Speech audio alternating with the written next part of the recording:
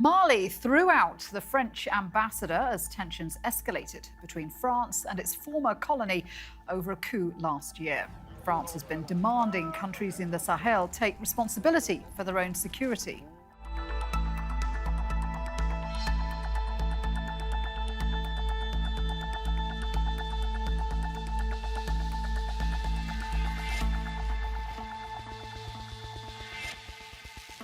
Hello, welcome to the programme. I'm Shuli Ghosh. Emmanuel Macron made the decision to draw down troops in the Sahel without consulting NATO or its European allies. The troops were deployed in 2013 to counter an insurgency. But France's efforts have been in vain. After last year's coup in Mali, Paris has been at odds with the junta and is now considering whether to withdraw military support. Mali has hired hundreds of Russian mercenaries from the Wagner group, according to EU officials. That's been criticised by the international community. Denmark has withdrawn all 100 soldiers it recently deployed to Mali after Bamako made clear they weren't welcome in the country. France has 4,000 troops in the region, which is scaling down. President Macron says in future, French troops will be part of an international task force in the Sahel known as Takuba. But with a recent coup in neighbouring Burkina Faso, the future of French and European involvement in the region remains to be seen. So our will is intact. It's not one event of irresponsibility. I repeat my words. Due to the illegitimacy of the coup d'etat government, that will halt our fight against terrorism. So let me introduce today's guests. Here in the studio, I have Joseph Downing, Senior Lecturer in International Relations at Aston University. In Abuja, Nigeria, David Otto, Director of the Geneva Centre for Africa Security and Strategic Studies. And in Paris, Emmanuel Dupuy, President of the Institute of European Perspective and Security. Gentlemen, great to have you on the show. So let's talk about why relations are breaking down between France and Mali. Emmanuel, let me come to you first. You've said in the past this isn't about anti-colonialism. This is about Mali's sovereignty. Explain why you think relations are so poor right now. Well, it's the ongoing worsening of the relation is not a new factor.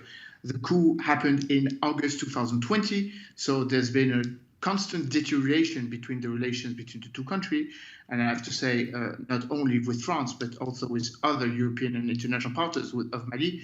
And of course, we have in mind the ECOWAS harshening of the sanctions that have been foiled a few weeks ago. So the relation has been going has been worsening with a certain number of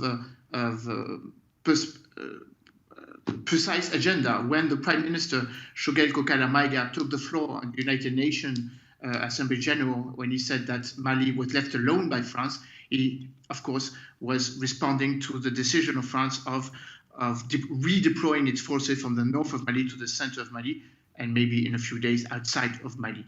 Now the situation has been worsening on behalf of a certain number of unsubtle words mentioned by the Minister of Foreign Affairs, Jean-Yves Le Drian, who has been worsening this situation, while Abdoulaye Diop was in Brussels and therefore discussing with José Borrell. We had the impression that everything was going back on track, and unfortunately, the guided words of the Minister of Foreign Affairs, Jean-Yves Le Drian, put everything off track. So I think we are in a very personal relation between the Minister of Foreign Affairs and the military authority. Emmanuel Macron has not totally decided whether or not the French forces are going to go out of Mali, but we are in this very difficult decision to be taken. Members of Parliament are asking for debate. This will happen next week. And of course, everyone is waiting for the decision after President Macron comes back from Berlin after being in Kiev and in Moscow these recent hours. I mean, David, there's clearly a disconnect between the French government and the Mali government. The French ambassador was expelled because of his comments about the Mali government being illegitimate. But do you think part of the problem is that France has had such a big presence in the region for so many years, and yet the security situation is still bad? Yes, of course. that comment, was, termed as hostile and outrageous, by the Malian authorities. I think what is very clear is the fact that, there are so many things from a strategic perspective, but also from an operational success level, which is not going, well between the Malian authorities and the French government. Again, I think, the other states which are involved is as a result of the consequence of that relationship between Mali and France. What is very clear is that, of course, France has been at the backbone of, the counterinsurgency operation since 2012. Got involved in 2013 under Operation Barkhane, but the results, are not so much good, and that is why we saw very lately the Malian Prime Minister accusing France of actually training jihadist forces linked to Al-Qaeda in the region of Kidal. So there is a very, challenging relationship between France and Mali at this point, not just because of change of strategic interest, but also because of change of personality between the people that are in charge and the people that, used to be in charge before the military coup was organized in 2020.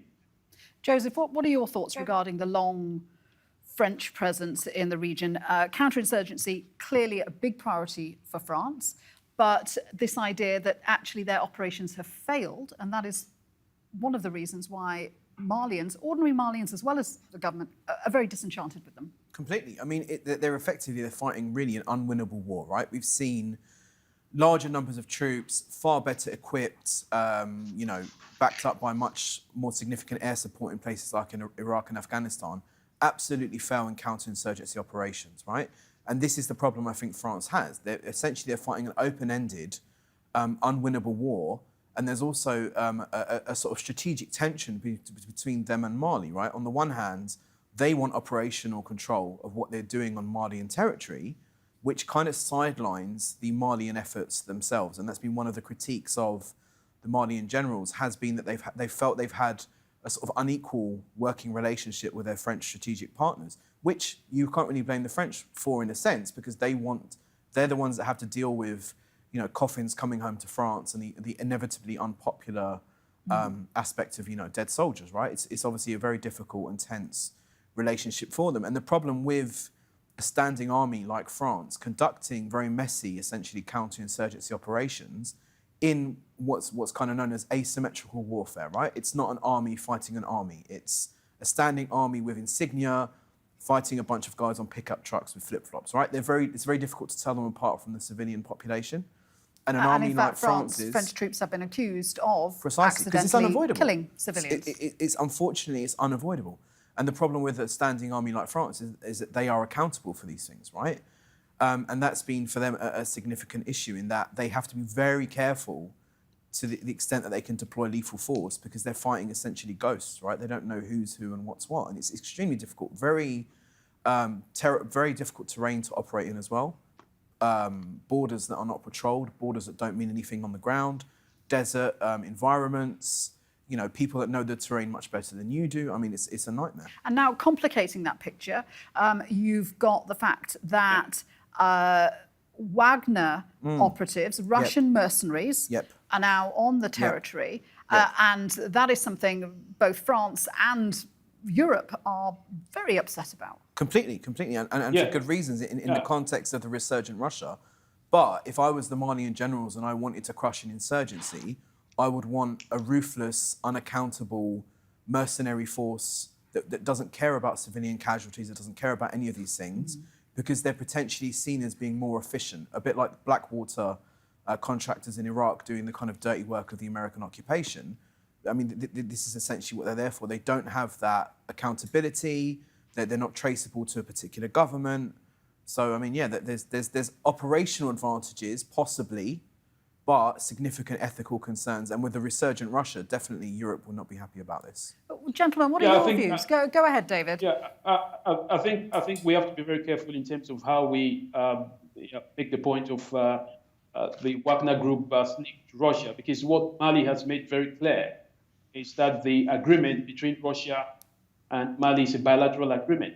There is no official report of some mercenaries being involved. I mean, this has been one of the issues that have been raised in the media without any level of proof. But it seems clear that at least one member of the transitional government has said that when asked about Wagner, he said, well, we would be willing to make a deal with Satan if it meant getting rid of French influence. So it does seem likely that the government knows they're there. Yes, that doesn't necessarily mean that it's an acceptance of the fact that there is Wagner in Mali. I mean, what you've got to understand is that the same relationship that Mali had with France, which was very smooth, they engaged France in the counter-insurgency operation for more than a decade. Nobody said, it was militias or mercenaries from France. Now that Mali has deemed French presence as not in accordance with its policies, I think it should be in the interest and sovereign right of Mali to decide to engage with Russia. I mean, bringing in the so-called Russian mercenaries or Wagner group is one form of propaganda, in my opinion, which is not necessary. I think Mali should have the right to do whatever it feels. What's your view, Emmanuel?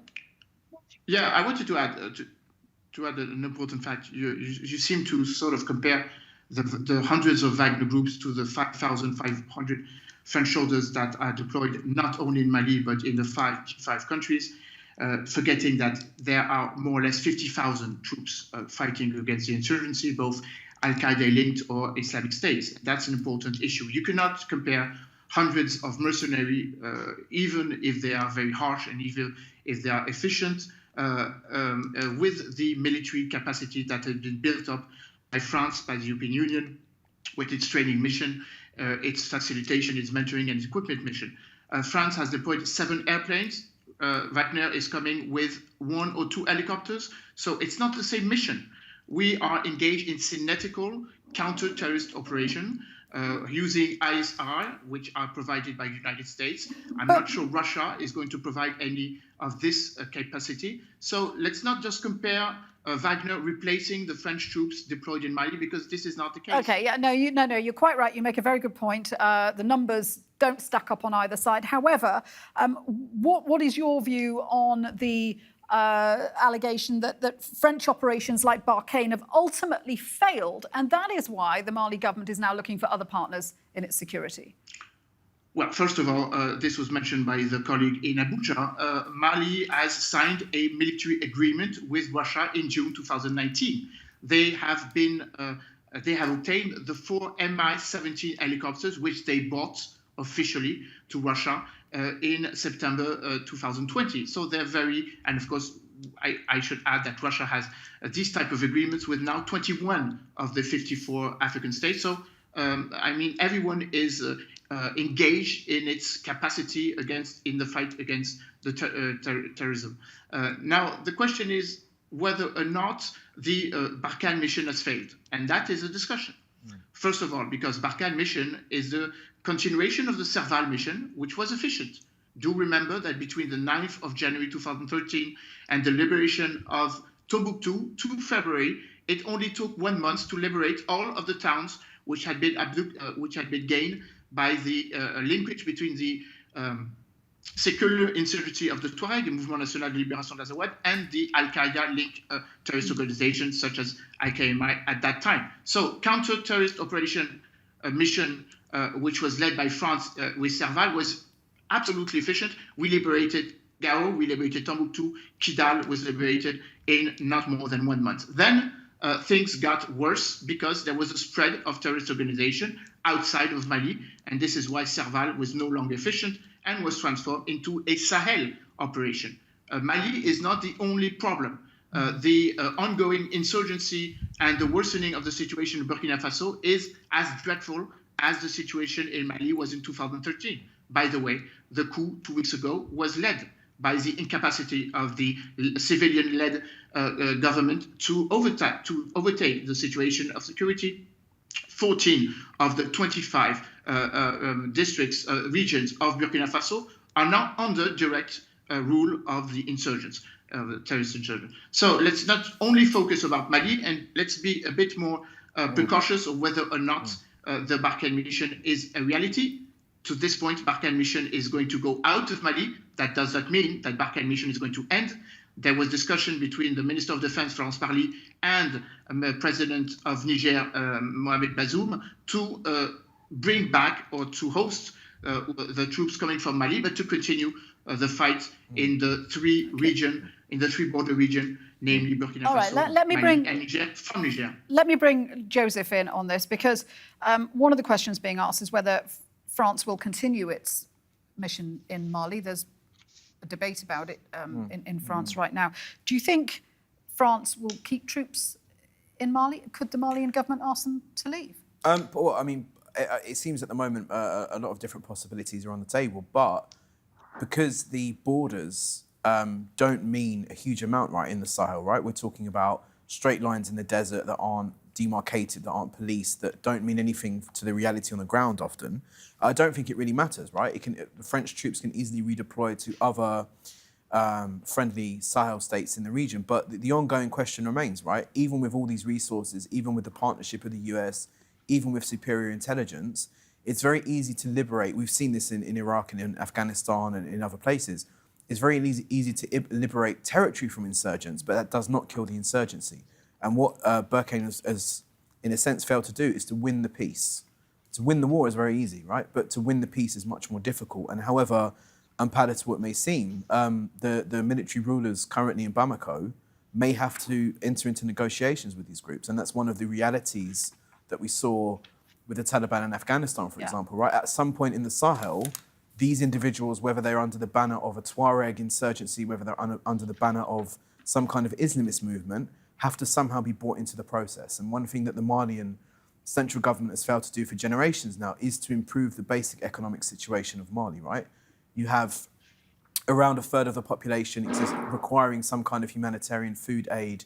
You have around 40% of young people being unable to find work. And these are the broader issues. It's okay to deploy all kinds of offensive weapons into Mali, but if these underlying questions are not solved, the peace will not be winnable. Let's have a listen to what.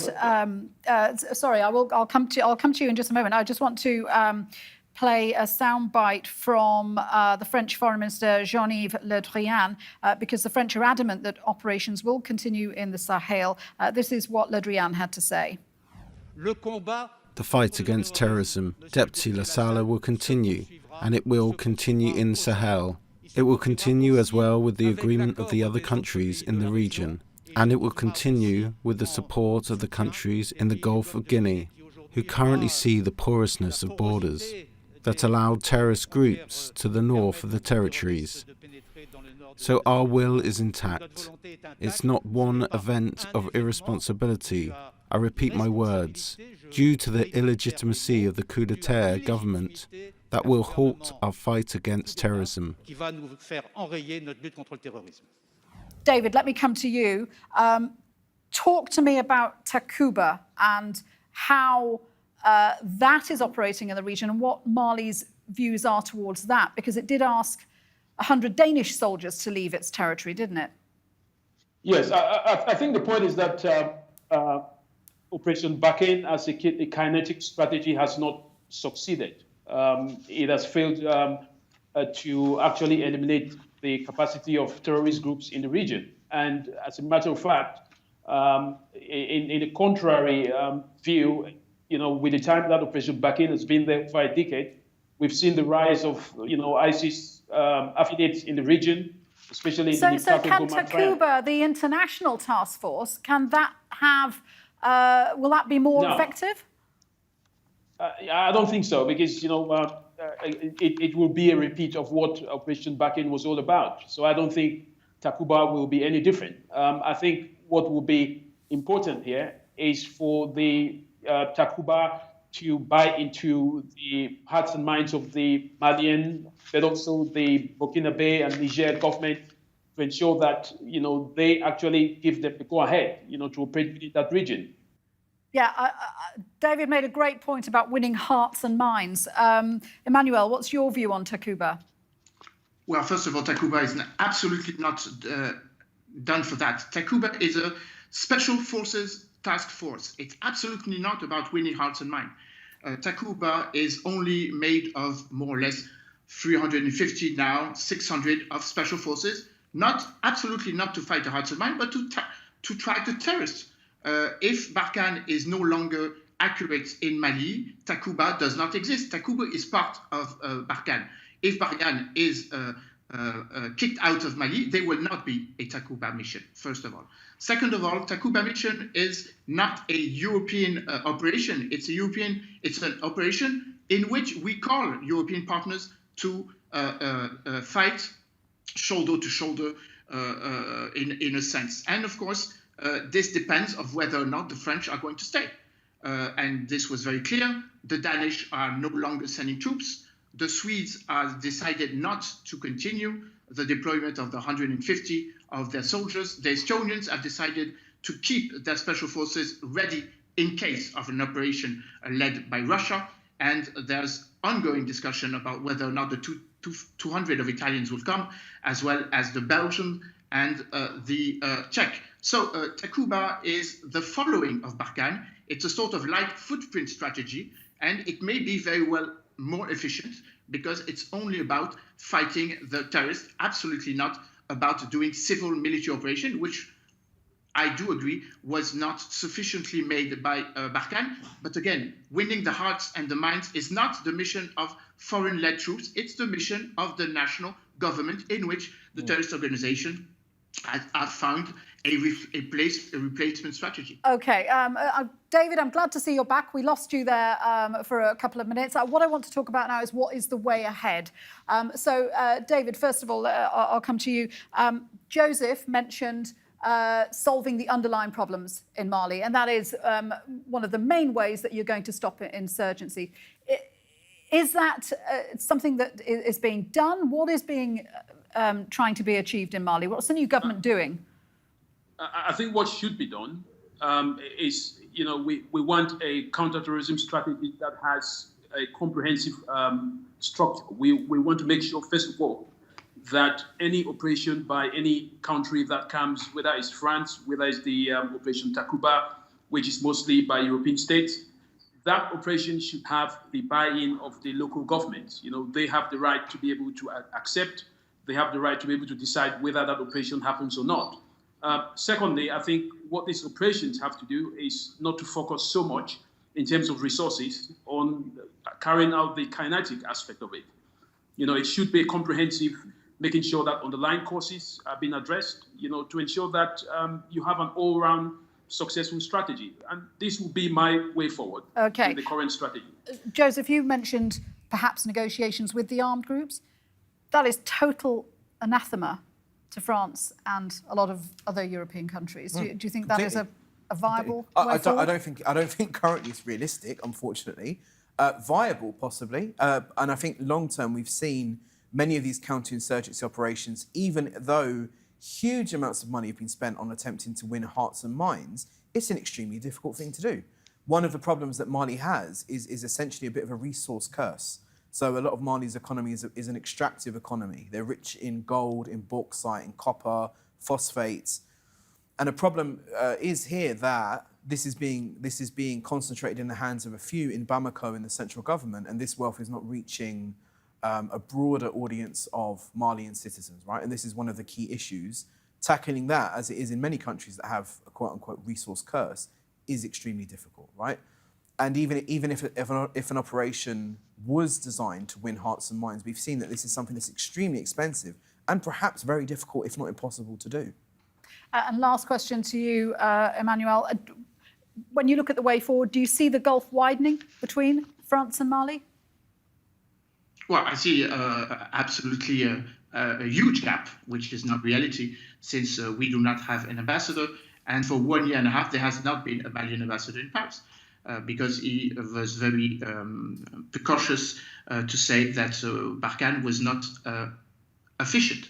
But let me just come back to the way forward. Of course, there's a huge difference of view when it comes to discussing with the terrorist organization. That does not mean that it's not a state of reflection. There's a huge difference among the organizations that have been fought. There are more or less 84,000 insurgents, militias, auto-defense militias, or terrorist organization or non-terrorist organization, as we have seen with the Roma agreement with the CSP, with the Tuareg movement a few days ago. So there are possibility to discuss on a local level, and then we have to continue to fight the terrorist organization, and we have to find a nation cadre, as we say in French, okay, a leading nation. If France is no longer that nation, then we have to find someone to do that. Emmanuel, David and Joseph in the studio. I know it's one of those issues that we could talk about for a lot longer. Thank you very much indeed, gentlemen, for joining us on Roundtable. And remember, you can see more discussion and debate on our YouTube channel. Search for Roundtable TRT World. For now, from me and all the team here, bye-bye. Thanks for watching.